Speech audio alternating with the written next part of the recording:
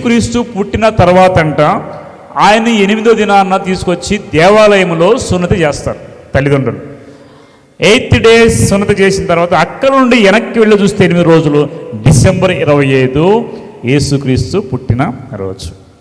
బైబిల్లో ఉందంటే బైబిల్ రాయలా, అన్ని బైబిల్లో రాయబడాల దేవుడు, కానీ కొన్ని చెప్పాడు. డిసెంబర్ 25 అనేది యేసుక్రీస్తు పుట్టిన దినం. అక్కడ నుండి జనవరి 1కి దేవుణ్ణి సున్నతి చేసిన రోజు. కాబట్టి ఈ వారం అంతా కూడా వాళ్ళు పండగ చేసుకునేవాళ్ళు యేసుక్రీస్తు పుట్టిన దగ్గర నుండి జనవరి 1 వరకు. అయితే ఈ జనవరి 1 అనేది కూడా ఆ గ్రిగేరియన్ క్యాలెండర్ వేరే, రోమన్ క్యాలెండర్ వేరు, గ్రిగేరియన్ క్యాలెండర్ వేరు. ఆ క్యాలెండర్ ప్రకారం మనం ఫాలో అవుతున్న ఇంగ్లీష్ క్యాలెండర్ కూడా కాదు ఇది. తెలుగు క్యాలెండర్ అయితే ఎప్పుడు స్టార్ట్ అవుతుంది? ఉగాది రోజు. ఉగాది రోజు నూతన సంవత్సరం వాళ్ళకి. Telugu English calendar, Gregorian Roman calendar వచ్చేసరికి జనవరి 1 సంవత్సరం ప్రారంభమవుతుంది. మనం చాలా అనుకోకుండా ఇప్పటికి కూడా రోమన్ నుండి వచ్చినటువంటి ఆచారాలు మనం పాటిస్తూనే ఉన్నాం, ఫాలో అవుతున్నాం. కాబట్టి యేసుక్రీస్తు 25న పుట్టాడంటే ఖచ్చితంగా పుట్టాడు. చరిత్ర చూస్తే చరిత్రలో అలాగే రాయబడి ఉంది. ఆ తర్వాత ఇంకా ఈ క్రిస్మస్లో ఉన్నటువంటి పాత్రలు ఇంకేమున్నాయి? శాంటాక్లాస్. శాంటాక్లాస్ గురించి తెలుసా మీకు? శాంటాక్లాస్ గురించి తెలుసా? చాలాసార్లు చెప్పాను నేను. శాంటాక్లాస్ అంటే ఎవరు? అసలు ఈయనకి క్రిస్మస్ సంబంధం ఏమైనా ఉందా? అసలు మధ్యలో ఎక్కడ వచ్చాడు, మధ్యలో దూరాడు, బాగా ఆయన పాట ఎక్కువైపోయింది, మాస్క్ వేసుకున్నాడు, డ్రెస్ వేసుకుని వెళ్ళిపోతున్నాడు. దీని గురించి మనం ఆలోచిస్తే శాంటాక్లాజ్కి క్రిస్మస్కి ఎలాంటి సంబంధం కూడా లేదు.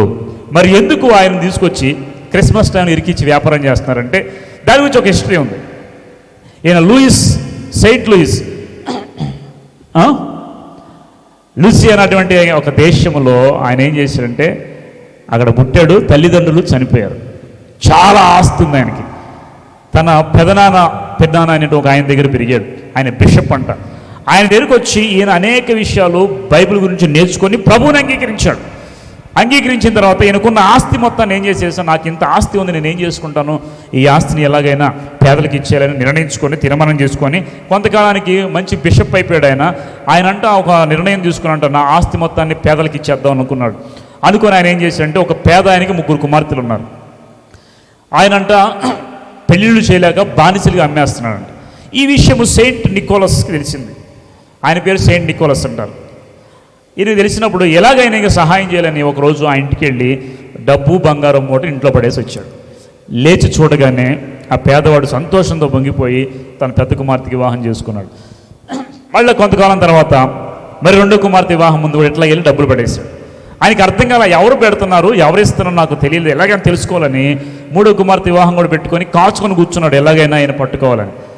ఆయన వచ్చి మూట వేస్తుంటే వెనకాలకి వెళ్ళి పట్టుకుని ఎవరయ్యా మీరు, ఎందుకు వేస్తున్నారు, నాకు ఎందుకు మీరు నాకు సహాయం చేస్తున్నారు అని అడిగితే ఆయన చెప్తాడు, నేను పలానా వ్యక్తిని, నాకు చాలా ఆస్తి ఉంది, నేను ప్రభువు నమ్ముకొని ప్రభు సేవలో వెళ్ళిపోతున్నాను, కానీ ఏం చేయాలో కూడా నాకు అర్థం కావట్లేదు, అంతా ప్రభువుకి ఇచ్చేద్దాం అనుకున్నాను, కానీ నువ్వు ఈ విషయం ఎవరికి కూడా చెప్పవద్దు, నేను గొప్ప కోసం చేయట్లేదు, మీకు సహాయం చేశాను చెప్పినప్పుడు ఈయన వెళ్ళి మొత్తం ప్రచారం చేశాడు.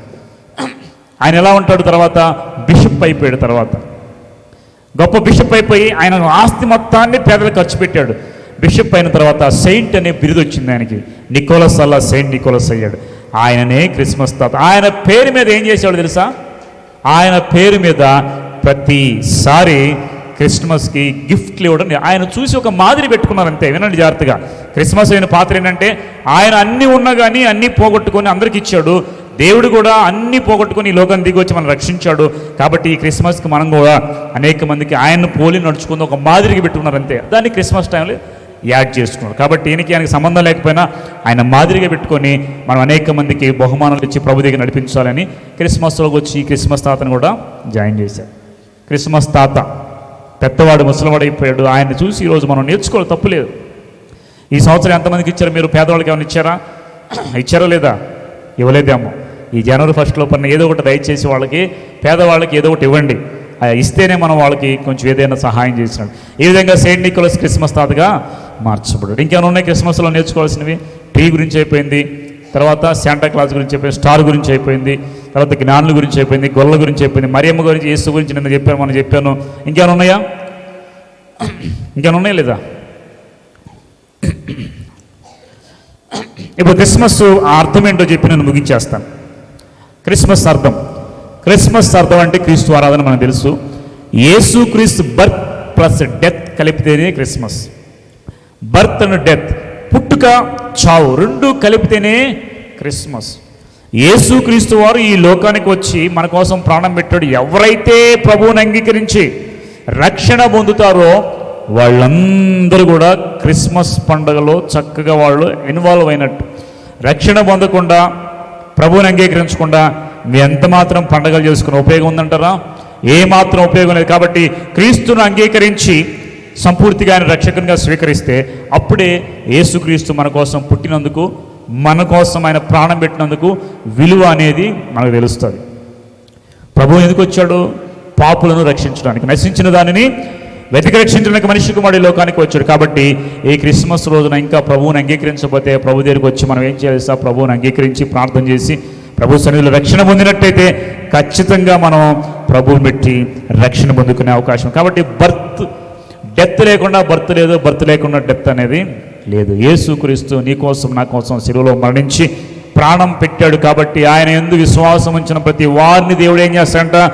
రక్షించి నరకం నుండి తప్పిస్తాడు. గుర్తుపెట్టుకోండి, దేవుడు మనం తప్పించడానికి ఈ లోకానికి వచ్చాడు. క్రిస్మస్ గురించి మనం నేర్చుకోవాల్సినవి చాలా ఉన్నాయి.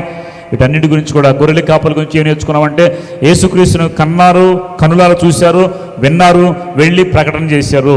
ఈ నక్షత్రం ఏం చేసింది తెలుసా? యేసుక్రీస్తు యొద్దకు అనేక మంది జ్ఞానులను పంపించింది. ఇంకొక విషయం కూడా చెప్తానండి,